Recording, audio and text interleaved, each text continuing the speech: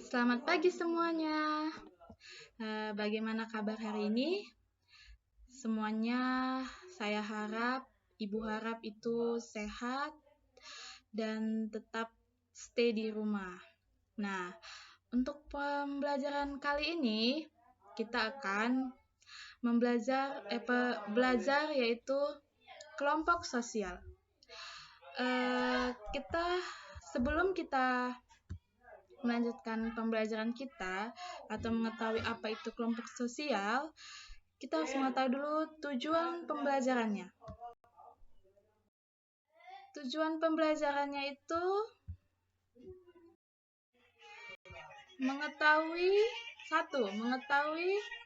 pengertian kelompok sosial. Kedua, memahami ciri-ciri kelompok sosial. Ketiga, mengetahui syarat-syarat terjadinya kelompok sosial. Selanjutnya, itu ada pengertian. Kelompok sosial merupakan sekumpulan individu dengan karakteristik tertentu dan kesamaan identitas yang saling berinteraksi bersama serta memiliki kesadaran kolektif sebagai satu kesatuan. Menurut para ahli, yang pertama itu ada Sujono Sukanto.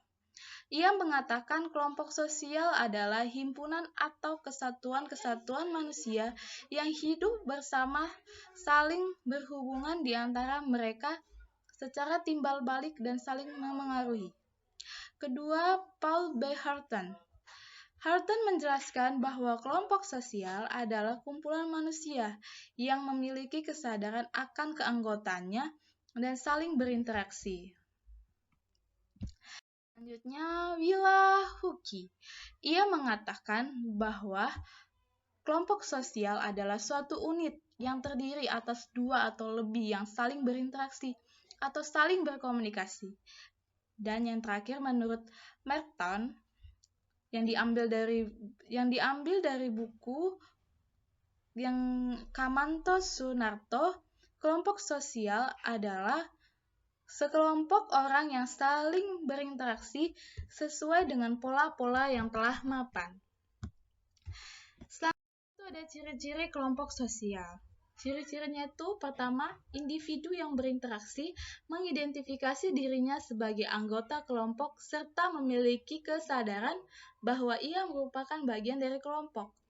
Kedua, pihak luar mendefinisikan individu yang saling berinteraksi sebagai anggota kelompok.